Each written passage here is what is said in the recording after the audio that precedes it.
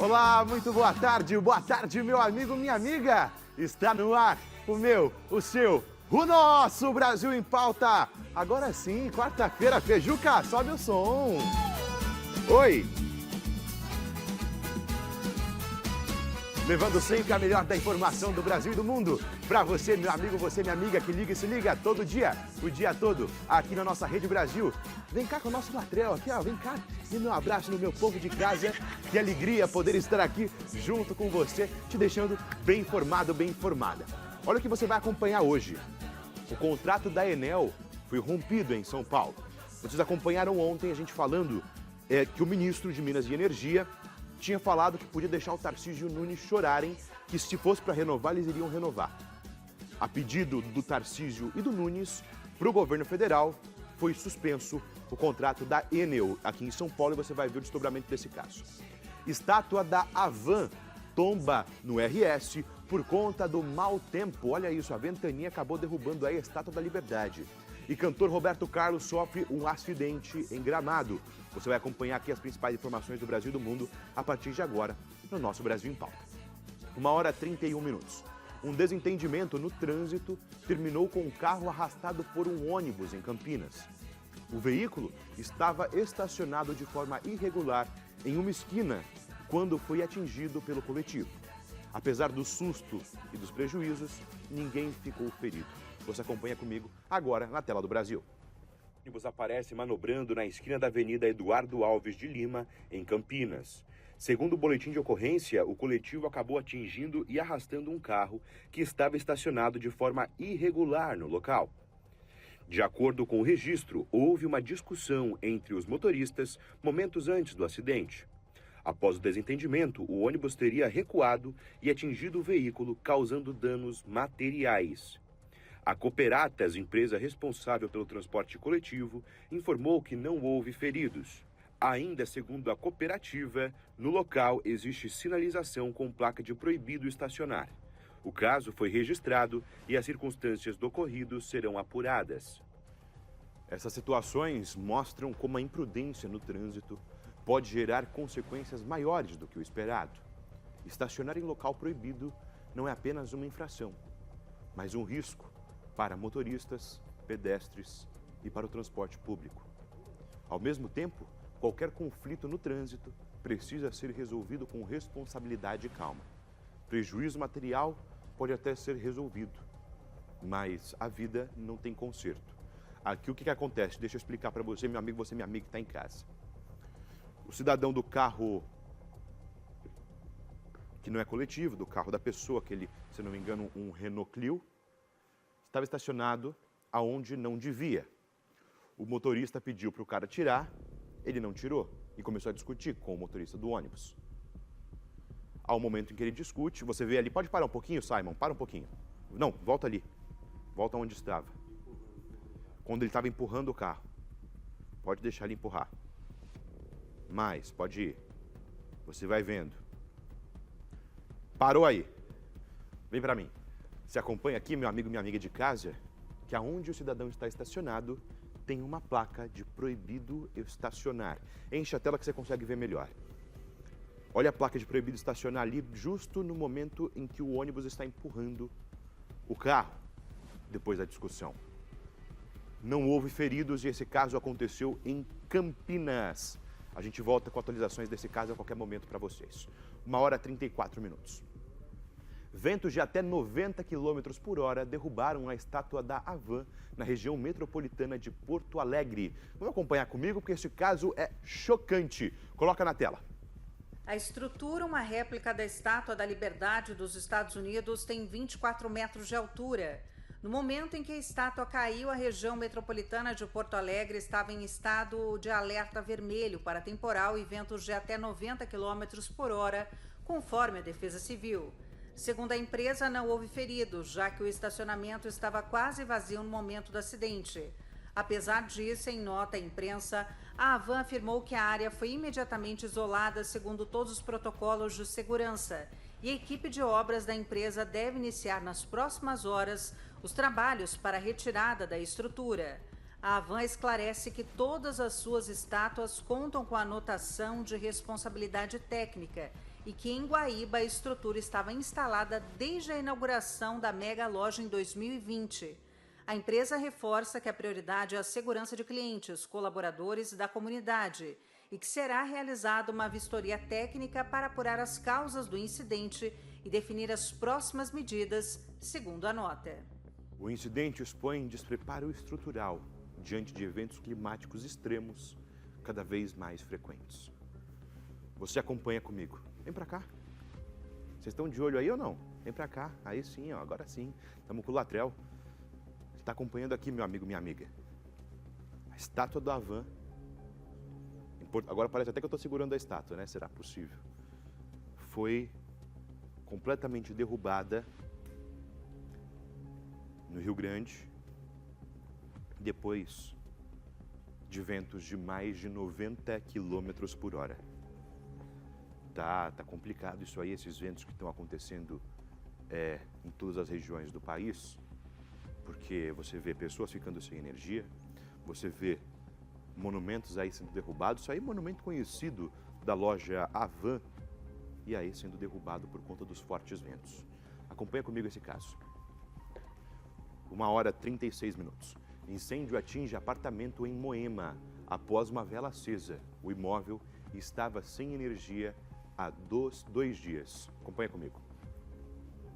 Ações iniciais, o incêndio teria começado por causa de uma vela acesa. O apartamento estava sem energia havia 2 dias, após os vendavais que atingiram a capital e a Grande São Paulo. O Corpo de Bombeiros foi acionado por volta das 9h30 da manhã e mobilizou 7 viaturas para o atendimento. 4 pessoas estavam no imóvel e foram socorridas. Até o fechamento desta reportagem, não havia informações sobre o estado de saúde delas. A Enel segue com dificuldades para restabelecer o fornecimento de energia na região. A tragédia escancara a negligência das concessionárias de energia e como a população paga com a própria vida pela falta de serviço básico. Você acompanha o incêndio que atingiu o apartamento em São Paulo após acender uma vela. Será possível? São casos perturbadores. E por falar em má prestação de serviços, quando se trata de energia aqui em São Paulo, o prefeito Ricardo Nunes, ele anunciou o rompimento de contrato com a Enel por ineficiência no fornecimento de energia. Isso a gente já sabia, né? Pessoas, mais de 4 dias, mais de 2 milhões de pessoas sem energia em São Paulo, diante vários dias sem energia. Aqui, o ministro de Minas e Energia, governador Tarcísio de Freitas, prefeito Ricardo Nunes, você acompanha esse anúncio agora. De desafio, mas desde o início do governo Lula, a determinação é nós trabalharmos, independente de questões partidárias ou políticas, unidos em torno de melhorar a qualidade de vida do povo brasileiro. E é assim que se deu essa reunião hoje, a fim de que nós consensuássemos uma solução, e essa é a determinação que nos deu ontem, para o povo de São Paulo, que sofre demasiadamente com os reiterados problemas na qualidade da prestação de serviço da Enel em São Paulo. Nós, juntos, já éramos a favor e já tínhamos manifestado, inclusive de forma reiterada, a ANEEL, que é a agência reguladora, uma agência que os seus diretores têm mandato, e agora que nós começamos a fazer a mudança desses diretores, por isso acompanha aqui o diretor Gentil, que inclusive tem vista desse processo de São Paulo, para que a gente possa, e decidimos, instar junto à ANEEL para que inicie o processo de caducidade, como disse o prefeito, como disse o governador. Nós estamos completamente unidos, governo federal, governo do estado e governo do município de São Paulo, para que a gente inicie um processo rigoroso, regulatório, e esperamos que a ANEEL possa dar a resposta o mais rápido possível ao povo de São Paulo, implementando e iniciando um processo de caducidade que vai resultar, com certeza, na melhoria da qualidade do serviço de distribuição, que é o serviço mais sensível do setor elétrico brasileiro. que é aquele que tem que dar a resposta rápida a esses eventos como tem acontecido em São Paulo. Nós sabemos que nós vivemos uma oscilação climática forte e é por isso que nós fizemos aquele decreto de renovação que venha aperfeiçoar, modernizar os novos contratos. Nós já fizemos na EDP no Espírito Santo, fizemos na Neo Energia em Pernambuco, mas, como o governador disse, a Enel perdeu, inclusive do ponto de vista reputacional, as condições para continuar à frente do serviço de concessão em São Paulo. Deixa eu ver se eu entendi. Vamos aqui com o Latrell. É impressionante. O ministro ontem de Minas e Energia falou que pode deixar o Ricardo Nunes, que pode deixar o Tarcísio chorar. Hoje, aliás, ontem, de noite, ele dá uma coletiva aqui em São Paulo, falando que não vai ter questão partidária, que não vai ter nada, importante é você prestar o serviço para a população. Quem será que deu uma bronca nesse ministro para ele mudar o discurso de um dia para o outro? Porque não dá para entender. Ou a pessoa tem uma posição ou ela tem outra. Tá certo que a posição dele agora foi uma posição correta. O serviço público tem que ser prestado com qualidade. E se a Enel não está fazendo isso, coloca outra empresa para fazer. Esse posicionamento dele está correto. O que não estava é o dele antes, que falou para mais de 2 milhões de pessoas chorar. Não dá para entender, Santos. Uma hora fala uma coisa, outra hora fala outra. Será possível? Aí você vê a cara do governador Tarcísio vendo ele mudar o discurso e a cara do prefeito Ricardo Nunes vendo ele mudar o discurso. Será possível? A gente não está dando mais para entender nada que está acontecendo no nosso país, não é verdade? Ora fala uma coisa, ora fala outra coisa, não dá para entender. Ainda bem que agora o serviço público vai ser prestado com qualidade. Vamos na 2. 1h42. Olha esse caso. Imagens de câmera corporal revelam o momento da explosão que feriu 6 agentes em operação na zona norte de São Paulo. Acompanha comigo.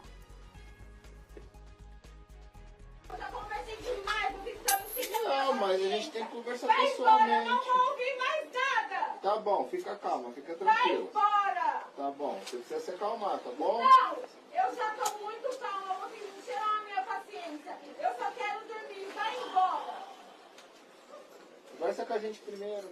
Já conversei demais. Por que vocês ainda estão falando? A gente tá Você não conversando. pode abrir aqui, vai embora. Eu quero fumar um cigarro, vai embora.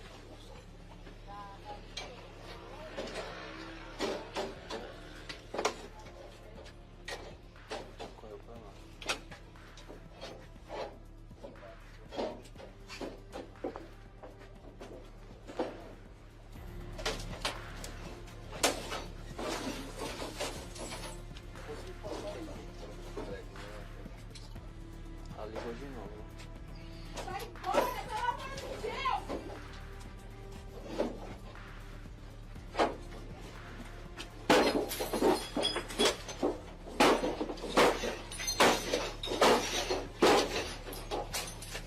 Pelada, vai embora.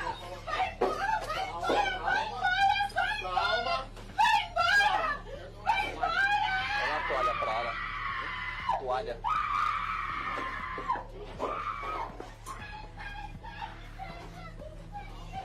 Aqui, ó.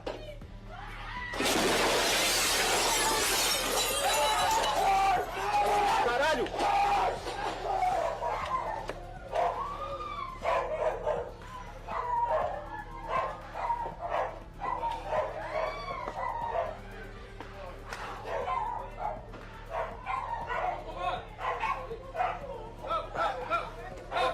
Sai pra fora. Vem pra fora. Calma. Vem pra fora, Deixa eu respirar. Vem pra fora. Deixa eu respirar, irmão. Pelo amor de Deus. Vem pra fora.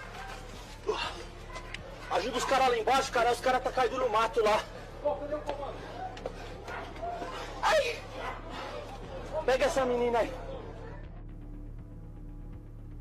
Esse episódio expõe a gravidade dos riscos enfrentados por policiais e bombeiros e reforça ainda a urgência de protocolos mais seguros.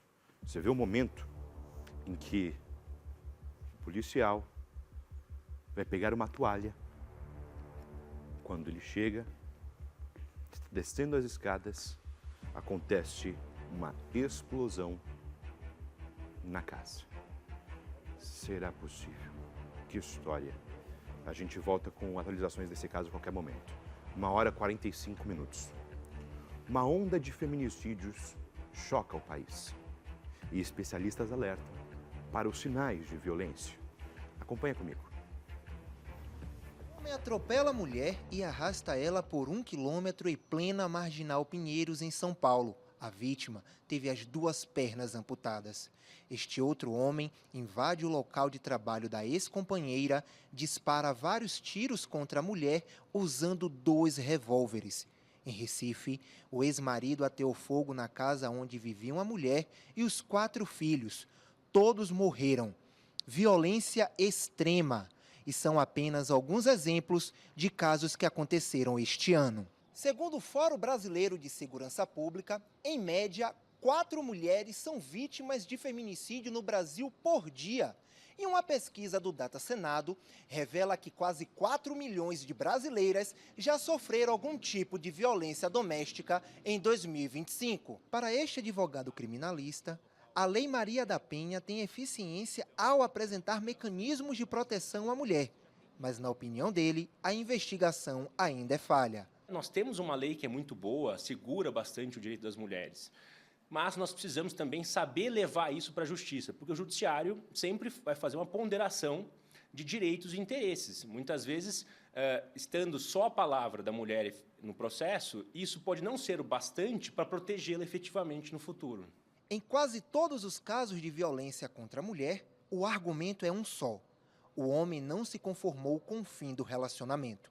Esta médica especialista em psiquiatria explica os primeiros sinais que a mulher pode perceber quando o homem parece ser violento. Ciúmes excessivo, mudança de comportamento depois de um tempo de relacionamento, tipo querer ter um controle sobre a relação, um controle sobre essa mulher, um controle de quem ela está falando, de roupa vai usar, de como ela está agindo, se está agindo certo ou não. Isso são alguns dos sinais que esse relacionamento não está indo para um lado legal, um lado saudável.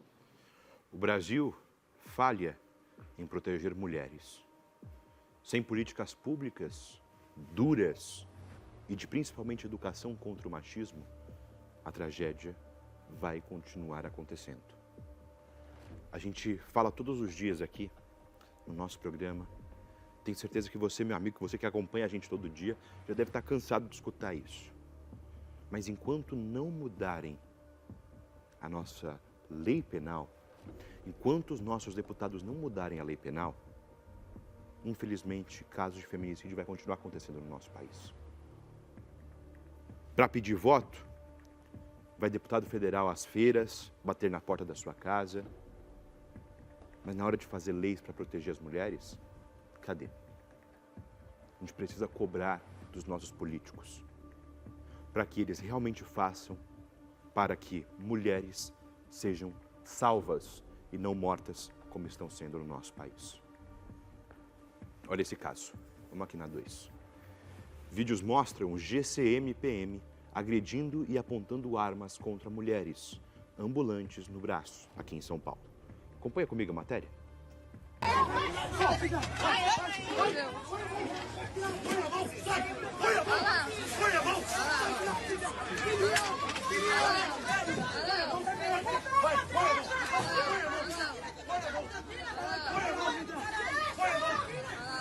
Põe a mão!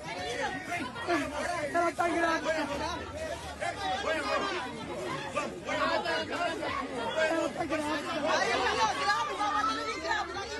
Batendo em grávida! Vamos não mesmo! Aqui, ela tá grávida! Ela tá grávida!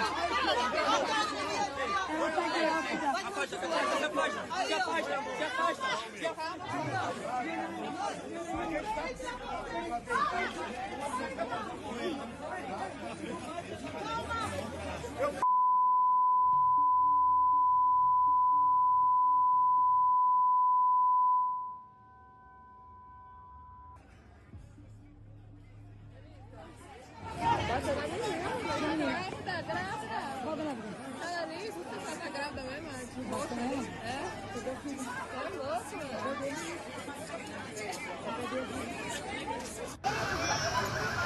policiais vindo. No meio da rua aí. Vamos,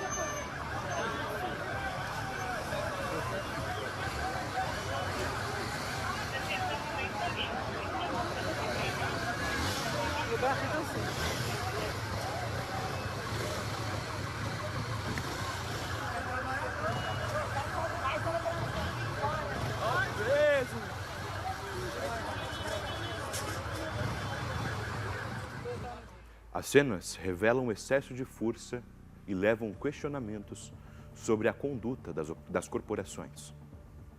Em ações de repressão ao comércio irregular, não é com violência que tem que se agir.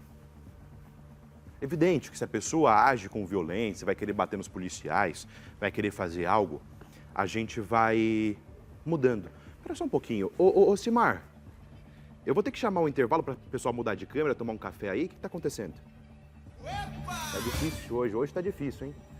Você está acompanhando aí agora, meu amigo, minha amiga, que a polícia agiu com truculência nas forças de segurança quando for tirar o comércio irregular no Brás, aqui em São Paulo. Vamos para o trânsito ao vivo? Você vai acompanhando agora, meu amigo, minha amiga de casa, o trânsito ao vivo na capital paulista? Vamos vendo? Pode encher a tela. Você está aí na Ascendino Reis com a rua Pedro de Toledo.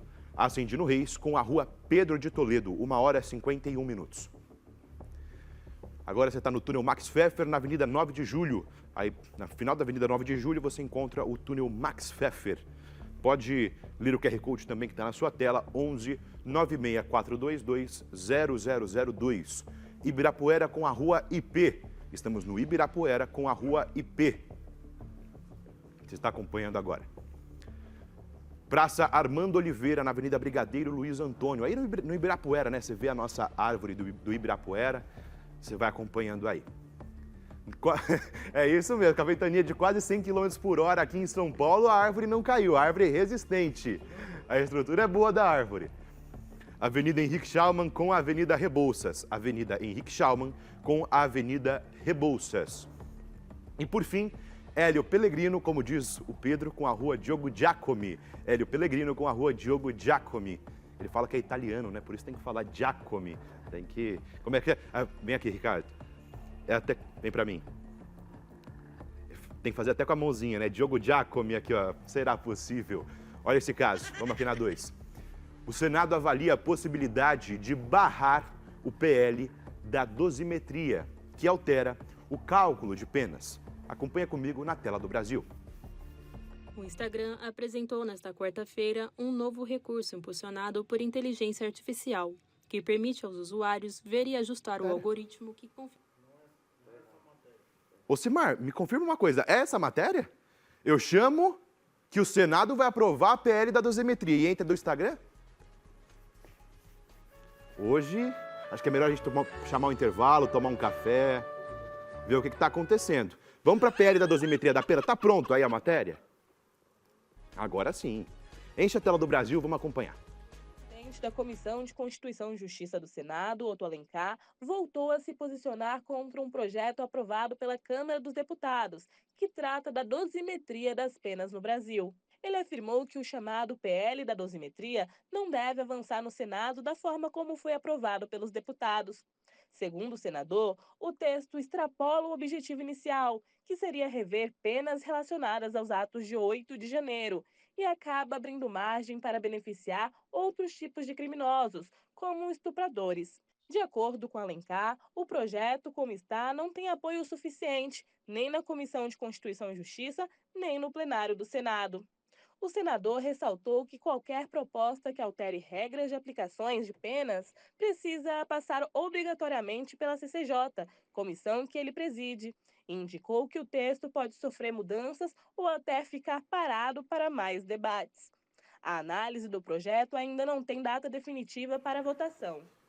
Se aprovado, o projeto representará um retrocesso jurídico. Cabe ao Senado barrar medidas que fragilizam a justiça. O Senado aí pode barrar a dosimetria da pena. O projeto muda o cálculo de como é feito as penas se for aprovado e sancionado pelo presidente da República.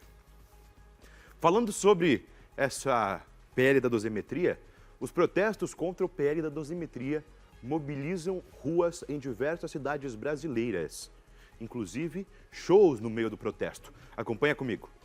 Milhares de pessoas saíram às ruas neste domingo em todo o país para protestar contra o PL da dosimetria.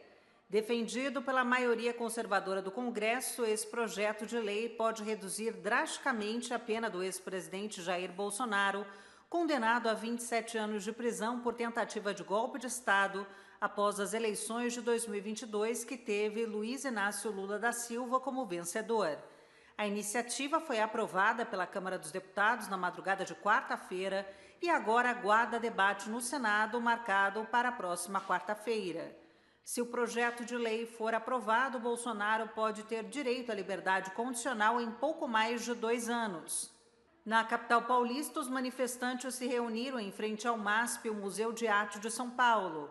Os protestos foram convocados por movimentos sociais, sindicatos e organizações estudantis de esquerda.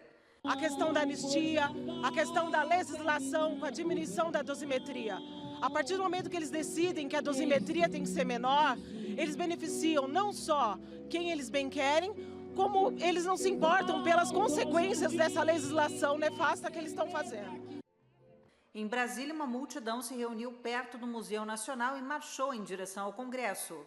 Os manifestantes carregavam faixas com os dizeres: Congresso, inimigo do povo, sem anistia para golpistas, e o Congresso é do povo brasileiro. Meu desejo é manifestar para ver se a gente tira esse Congresso daí, tira essa gente daí, coloca gente nova no ano que vem. Já está na hora de dar um basta. Nunca houve um Congresso tão, desculpa a palavra, esculhambado como esse, só cheio de interesses próprios, se lixando para o povo. Vamos acabar com isso. Em frente ao Congresso, uma grande faixa direita e centrão inimigos do povo. Os manifestantes também protestaram contra a aprovação pelo Senado da emenda constitucional que incorpora o marco temporal que restringe os direitos territoriais indígenas. O protesto aconteceu em dezenas de outras capitais, incluindo o Rio de Janeiro. A mobilização mostra que a sociedade não aceita retrocessos penais e exige que o Congresso ouça a voz das ruas. Só aí a gente vai acompanhando aí os desdobramentos. Enquanto o Senado pode aprovar a PL, os manifestantes vão às ruas e o brasileiro fica no meio de tudo, sem entender o que está acontecendo. Pois é, vamos aguardar os desdobramentos aí que estão acontecendo sobre essa PL da dosimetria da perna. Cantor critica o SBT por receber autoridades em evento e pede a retirada de um programa que foi gravado anteriormente. Vamos acompanhar esse caso?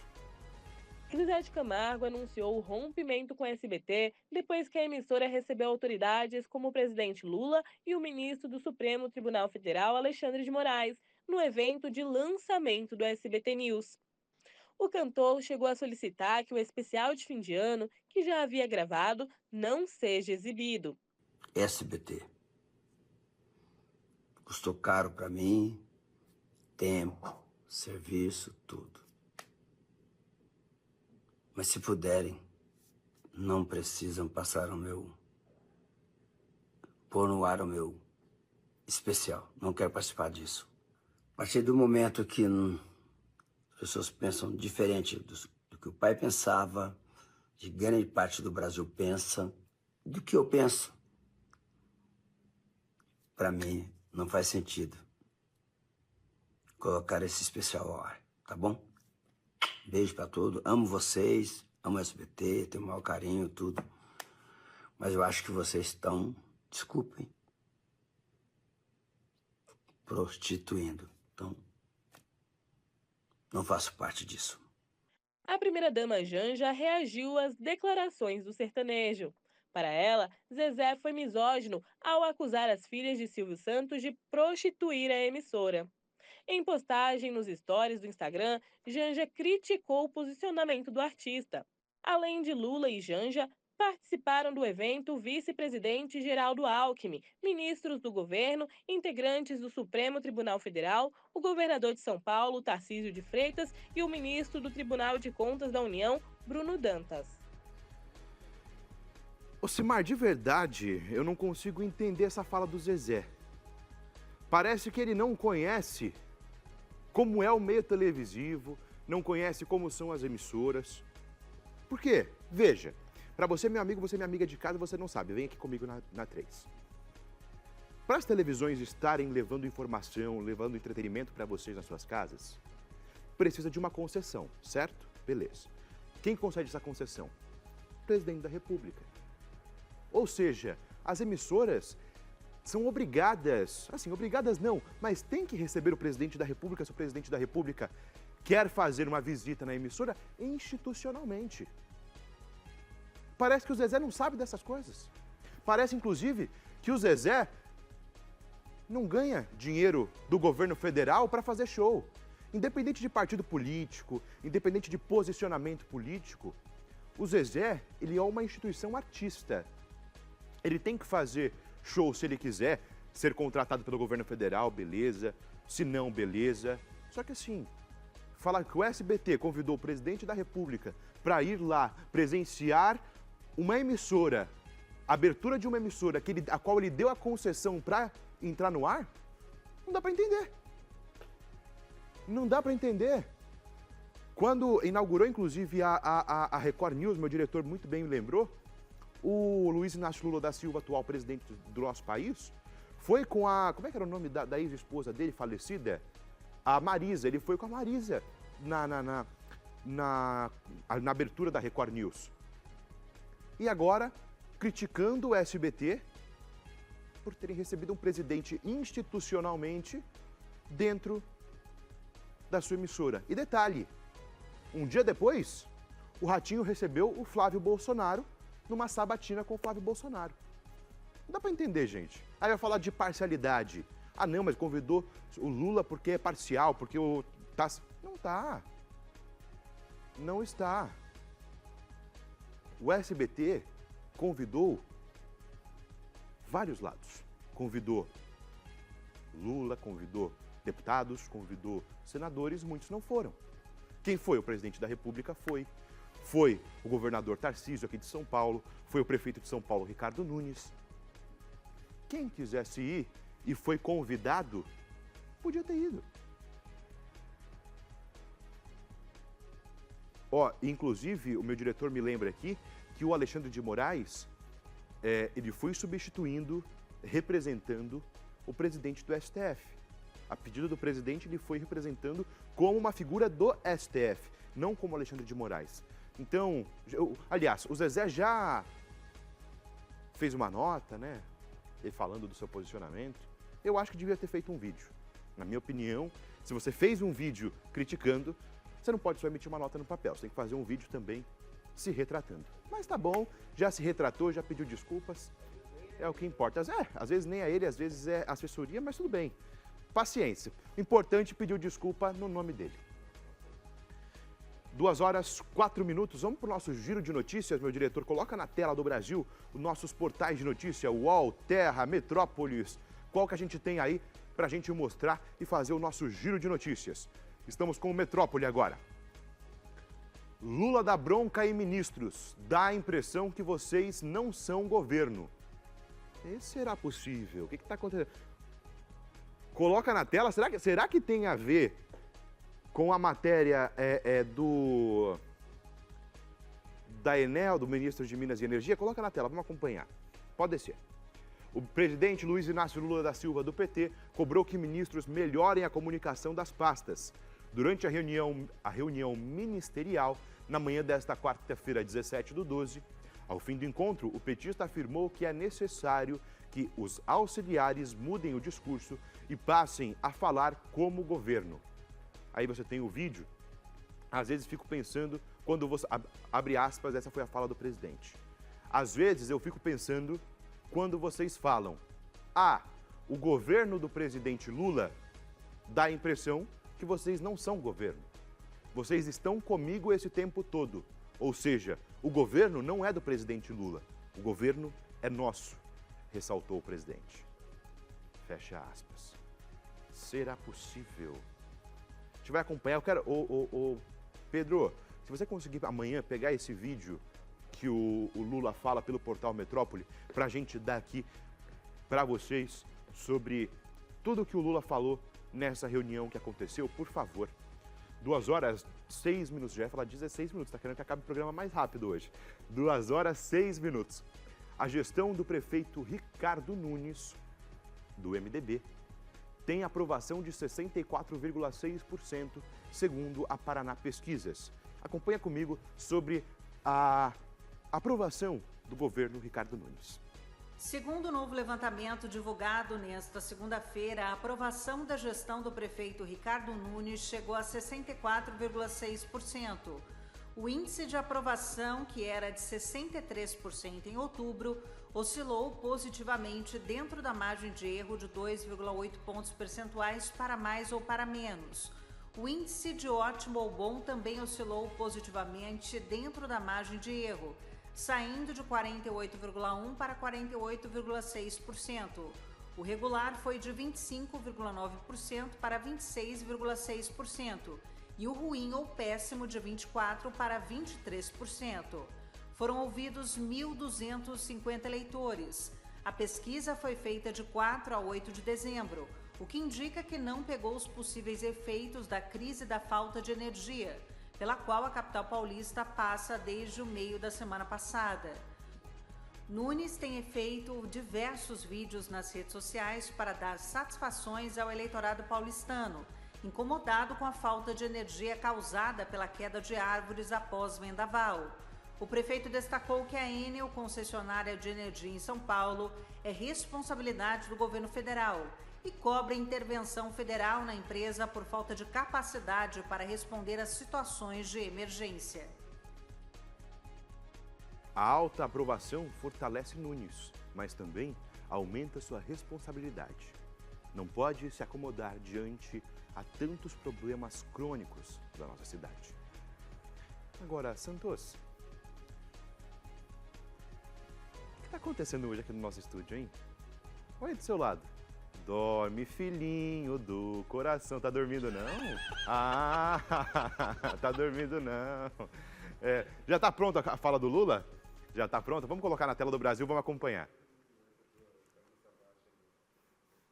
Se a gente tiver o conhecimento do todo, fica muito mais fácil a gente trabalhar e a gente defender o governo, que não é o governo do Lula. Eu, às vezes, fico pensando, quando vocês falam, dizendo porque no governo do presidente Lula, no governo do presidente Lula, dá a impressão que vocês não são governo. Dá a impressão que vocês não são governo, ou seja, vocês estão comigo esse tempo todo, então o governo não é do presidente Lula, o governo é nosso. O governo é de quem está no governo. Então, é isso que eu quero que aconteça a partir de agora. Então, deixa eu dizer uma coisa para vocês. A comunicação, ela tem a responsabilidade do Sidônio, ela tem responsabilidade das entrevistas que eu dou, mas ela tem também a responsabilidade de cada companheiro. Eu não quero, nesse final de ano, ser grosseiro com ninguém. Mas é preciso que a gente não confunda poluição visual com comunicação. Quero agradecer aí ao portal Metrópolis por ceder o vídeo pra gente poder mostrar aqui com muita rapidez. O Pedro tá rápido hoje, hein? Hoje o Pedro tá... Olha aí, será possível? O Pedro chama Pércio, será possível? É o Pércio, palmas pro Pércio. Boa, Feijuca. 2h09. O Roberto Carlos sofreu um acidente de carro em Gramado durante a gravação de especial de fim de ano. Coloca na tela, vamos acompanhar. Roberto Carlos estava na cidade para participar da gravação do clipe de abertura de um especial de fim de ano. Ele dirigia um Cadillac vermelho de 1960, quando o veículo apresentou uma pane mecânica em uma subida íngreme. Segundo o comando rodoviário da Brigada Militar, o carro voltou de ré, atingiu 3 veículos e acabou batendo em uma árvore. O cantor e outras 3 pessoas da equipe foram levados ao hospital. De acordo com a assessoria do artista, Todos passaram por exames e já foram liberados.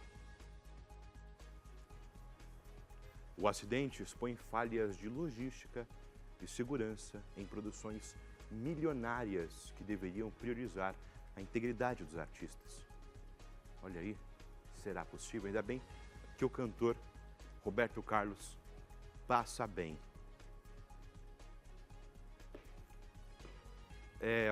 Tem na tela do Brasil? Consegue colocar? Ó, só para falar para vocês, parece que é isso, o PSG está ganhando do Flamengo já? Aqui de 1-0? Será possível? Acabei, em menos de 10 minutos de jogo, o PSG já fez 1-0 contra o Flamengo. E hoje tem Coringão, hein? Hoje é final de campeonato, hein? Cadê o hino do Corinthians? Solta o hino do Corinthians, pô. Ô, Danilo, tá proibido de colocar o hino do Corinthians?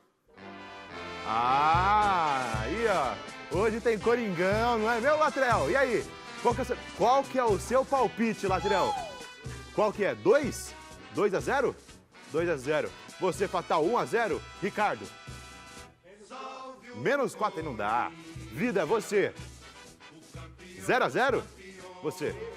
3-0? Meu palpite também é 2-0. 2-0. Vamos ver o que vai acontecer amanhã. Se vocês me verem mais feliz é que o Coringão ganhou. Se vocês me verem triste, vocês já sabem o que aconteceu. A gente não vai nem falar que o Corinthians perdeu aqui. Tem o segundo jogo lá. Esse vai ser o primeiro. Amanhã tem... Amanhã não, aliás. Hoje tem o primeiro jogo e depois vai ter o outro jogo. 2 horas, 11 minutos. Não valeu o gol? Para um pouquinho. Anular o gol? Será possível anular o gol do PSG contra o Flamengo? O que será que está acontecendo? O Varmengo será possível. O pessoal está falando aqui, o Varmengo. Meu Deus do céu. 2 horas, 12 minutos. Policial militar reformado saca arma em vagão do metrô de Salvador após discussão com um ambulante. Coloca na tela, vamos acompanhar. Isso ocorreu na altura da estação Tamburugi, na Avenida Paralela. De acordo com testemunhas, o policial teria discutido com um vendedor ambulante dentro do vagão e com um grupo de jovens que estava no local. O momento foi flagrado em vídeo por passageiros que presenciaram a situação. Nas imagens, é possível ver o homem segurando a arma na mão esquerda, apontada para baixo. Em nota, a CCR Metrô Bahia informou que os seguranças foram acionados para intervir em um desentendimento entre os passageiros. A Polícia Militar também foi acionada.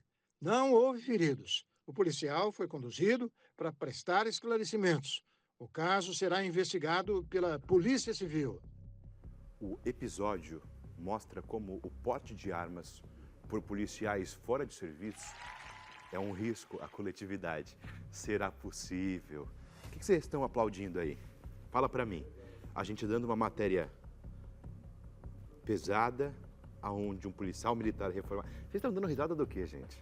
É do Flamengo aí que vai no gol, é? Yes. É, será possível. Deixa você.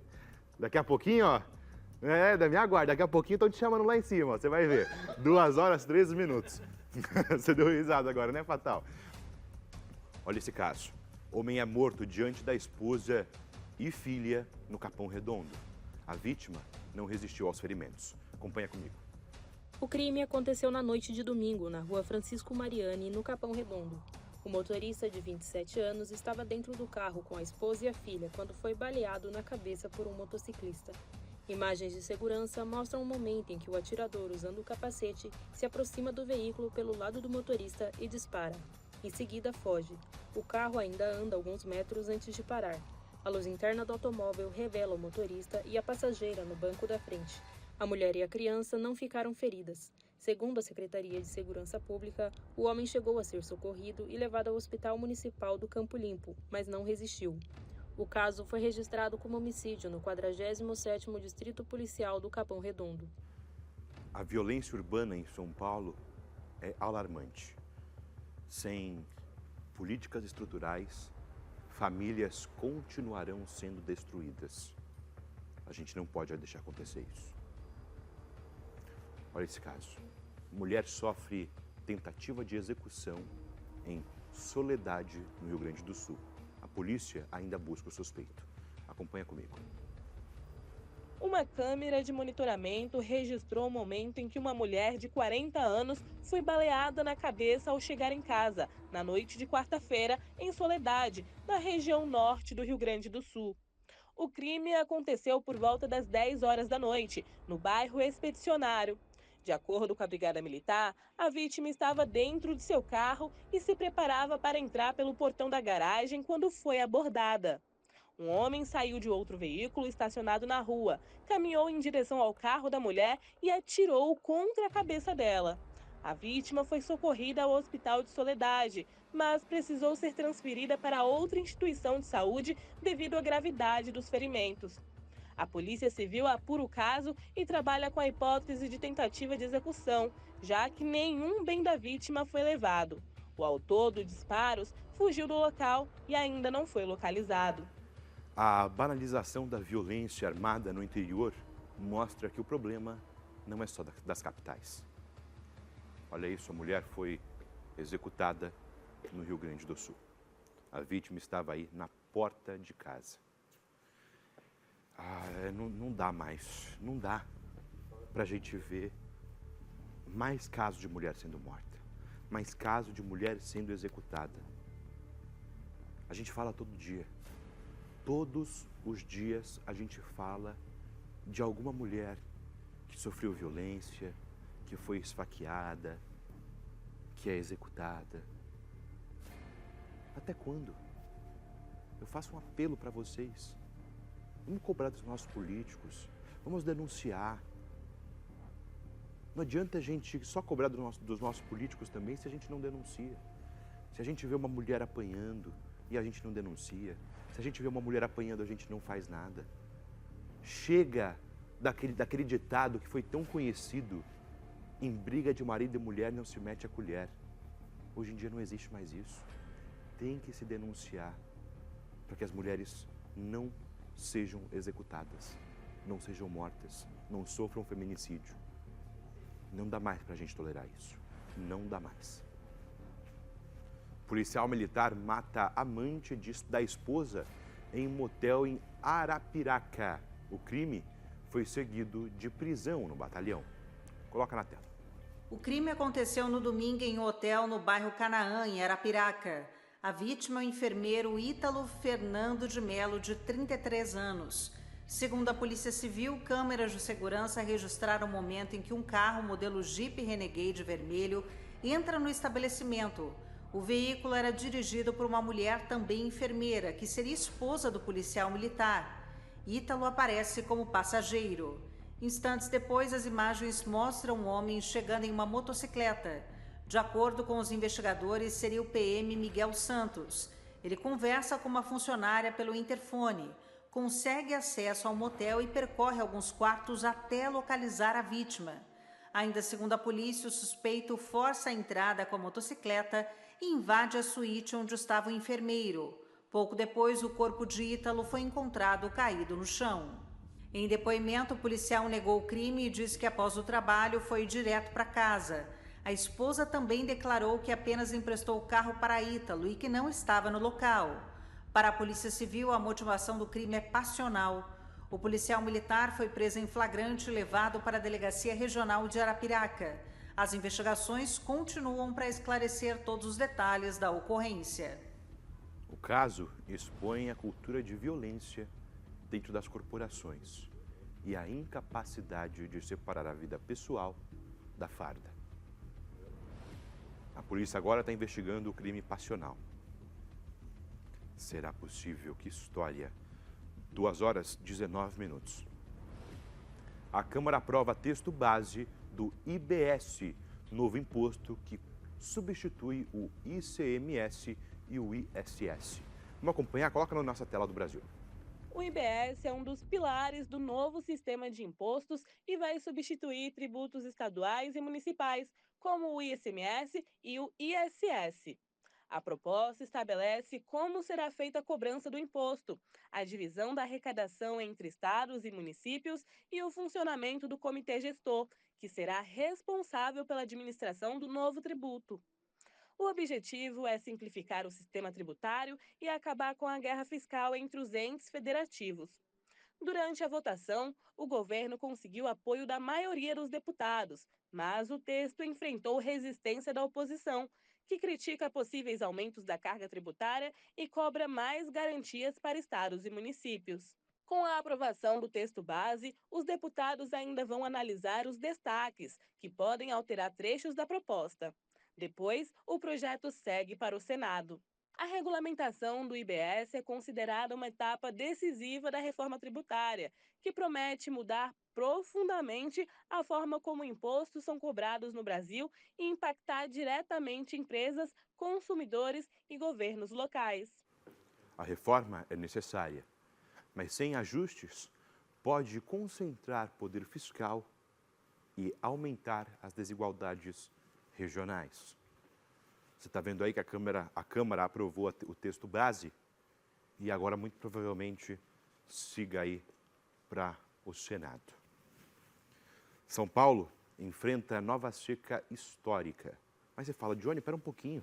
Com tanta chuva acontecendo, com tanta ventania, como é que está enfrentando seca? O nível das represas se aproxima, olha isso. O nível das represas se aproxima aí de quase zero. Você vai acompanhar comigo agora na tela do Brasil. Acho que deu algum probleminha técnico, estamos com algum probleminha técnico aí. A gente já vai falar sobre esse caso que aconteceu, a gente vai mostrar já para vocês sobre a seca que está acontecendo em São Paulo. Juiz da Lava Jato é flagrado furtando vinho em Santa Catarina. Ele já havia reincidência. Coloca na tela. O caso veio à tona em outubro. Eduardo Apio, da 18ª Vara Federal de Curitiba, foi filmado furtando 3 garrafas de champanhe em diferentes ocasiões. Nas imagens, ele aparece de camiseta azul e bermuda circulando pelos corredores. Em um dos registros, pega uma garrafa avaliada em R$ 399, coloca em uma sacola e segue em direção ao estacionamento. Antes de sair, é abordado por seguranças e levado a uma sala, onde o produto é retirado da sacola. O caso foi encaminhado à Polícia Civil de Santa Catarina.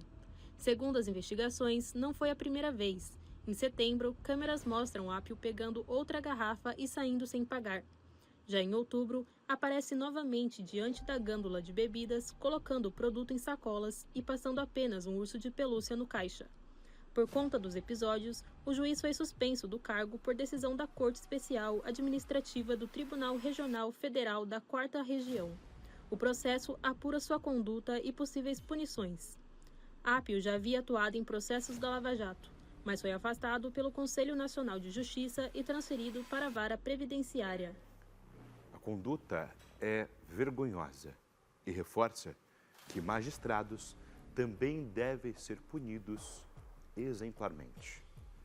Olha aí o momento em que o juiz aí da Lava Jato pega o vinho em Santa Catarina e ó, como diz aí ditado popular, cai no Goiás, né? Vai-se embora. Será possível 2h23. Olha esse caso. O desembargador ligado ao TH Joias foi preso. A defesa alega abuso e pede liberdade ao STF. Coloca na tela, vamos acompanhar. O desembargador Macário Ramos Júdice Neto foi preso em casa na Barra da Tijuca, na zona sudoeste do Rio de Janeiro. A defesa do desembargador, por meio do advogado Fernando Augusto Fernandes, afirma que o ministro Alexandre de Moraes foi induzido ao erro a determinar a medida extrema. O advogado diz ainda que não foi disponibilizada a cópia da decisão que decretou a prisão. Fernandes afirma que apresentará os esclarecimentos nos autos e vai pedir a imediata soltura de Júdice Neto. Neto é o relator do processo contra o ex-deputado do Rio de Janeiro, Diego Raimundo dos Santos Silva, conhecido como TH Joias, que está preso sob suspeita de ligação com o Comando Vermelho. O desembargador expediu em setembro mandado de prisão contra o ex-deputado na Operação Zargum. TH Joias integrava a base aliada do governador Cláudio Castro, do PL, e de Rodrigo Bacelar, presidente afastado da ALERJ, Assembleia Legislativa do Rio de Janeiro, suspeito de envolvimento em possível vazamento da operação contra TH. Ele chegou a ser preso. De acordo com as investigações da PF, o desembargador estava em um restaurante com Bacelar quando este ligou para a TH Joias. Não há detalhamento, no entanto, se foi nessa ocasião que teria ocorrido o vazamento de informações da operação. Bacelar, que havia sido preso na primeira fase da operação e foi solto após votação no plenário da Alerj, foi alvo novamente de busca e apreensão na operação desta terça. O chefe de gabinete de Bacelar também foi alvo de busca e apreensão em sua residência, em Campos dos Goitacazes, no norte fluminense. O caso expõe como a corrupção pode atingir até o judiciário, minando a confiança da população. Será possível? 2h25. Empresário escapa de assalto em Iguatu, no Ceará, e quase atropela o idoso ao fugir. Coloca na tela, vamos acompanhar. Imagens de segurança mostram o momento em que o carro do empresário é cercado por outro veículo na rua 15 de novembro. Ao perceber que seria rendido, o homem acelerou, entrou na pista contrária e fugiu em alta velocidade. Na fuga, o veículo subiu a calçada e quase atingiu o idoso. Os criminosos ainda dispararam contra o automóvel da vítima. O farol traseiro e uma das portas foram atingidos, mas o empresário não se feriu. Segundo a Polícia Militar, após o crime, os assaltantes abandonaram o carro usado na ação. 2 deles tentaram fugir em um ônibus intermunicipal com destino a Fortaleza. O coletivo foi abordado na região de Acopiara, onde os agentes prenderam os suspeitos e apreenderam um revólver, uma pistola e munições. Os outros 2 envolvidos, um homem e uma mulher, foram capturados próximo a um posto de combustíveis. O carro utilizado no crime também foi apreendido. Os 4 suspeitos foram levados à Delegacia de Polícia Civil de Iguatu, onde ficaram presos em flagrante. A insegurança força cidadãos a atitudes desesperadas, mas o risco a inocentes é inaceitável. 2h27. Você vai acompanhar agora, olha esse caso. O carro pega fogo durante um abastecimento em posto. O incêndio foi contido por funcionários. Coloca na tela, vamos acompanhar. Vídeos divulgados nas redes sociais mostram que o incêndio teve início na parte inferior dianteira do automóvel. De acordo com relatos de funcionários do posto, as chamas começaram enquanto o veículo era abastecido e foram rapidamente contidas com o uso de extintores de incêndio, o que evitou a propagação do fogo para outras áreas do estabelecimento. Segundo informações de populares, o automóvel havia saído recentemente de uma oficina mecânica e apresentava vazamento de combustível, mas que não foi percebido antes da ocorrência. Ainda conforme os relatos, o veículo permaneceu ligado durante todo o procedimento de abastecimento. No momento do incidente, 2 pessoas estavam no carro, uma no banco do motorista e outra no banco do passageiro. Ambas conseguiram sair do veículo assim que o fogo começou e não sofreram ferimentos. Olha de novo o caso, coloca na tela. Volta o vídeo. Você vai acompanhar agora o momento em que no abastecimento o carro começa em chamas. É que vocês estão vendo o GC aí, o GC está na frente e não consegue ver. Agora você consegue ver as chamas quando as chamas tomam a porta do carro. Meu Deus do céu, será possível? Que história! O caso mostra como falhas mecânicas podem virar tragédia. Manutenção preventiva deve ser prioridade. Porque você vê, olha isso acontecer, no meio do posto de gasolina, o perigo, colocando um monte de vidas em risco. Como se já tivesse acontecido, exatamente. O dono do carro saiu do carro com uma tranquilidade, como se já tivesse acontecido isso e já soubesse como resolver. Olha, carro pegando fogo, será possível?